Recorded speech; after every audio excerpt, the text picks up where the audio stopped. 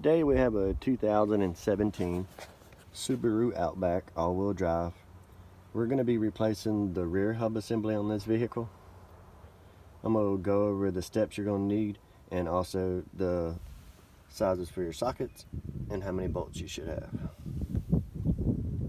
First thing you do is you remove the tire. That one's going to be, I used a flip socket for it. Basically a 3/4 on one side, 13/16 on the other.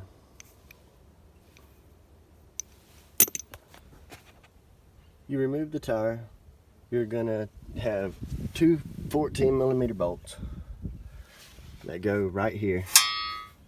That's gonna hold on your brake caliper. So you're gonna loosen those two bolts, but before you take them totally out, take a small screwdriver and get in between where the pads meet the rotor, right in this groove. Take a screwdriver and just pry just a little bit to ease up right here. Now this customer actually needs brake pads on the rear. They said they're going to have to wait a little while and save up some more money.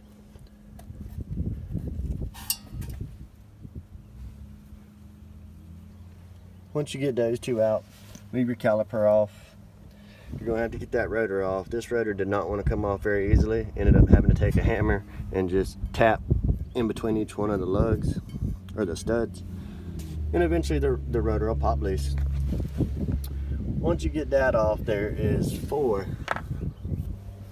long 14mm bolts that go into the hub from the back. These are them from the front view.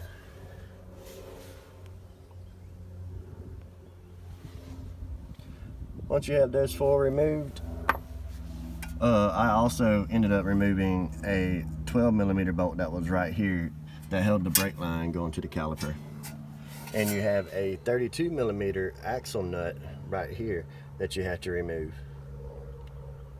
Once you get all that done, I also pulled right here at the top. There's a 10mm that holds the ABS sensor. I went ahead and pulled it. It's not really in the way, but I don't want it to get damaged while trying to get this hub out. This hub stuck real good because with everything loose, you should be able to take a hammer and just kind of tap on the back right here and it should just fall out. But this one's been on there a good while and got hot. I ended up having to spray a little PP blaster on it. But it should pop right off, and then to put the other one back in, you just reverse the steps. You'll put 4 bolts in the back, tighten them up good to torque specifications. Go ahead and put your ABS sensor back in.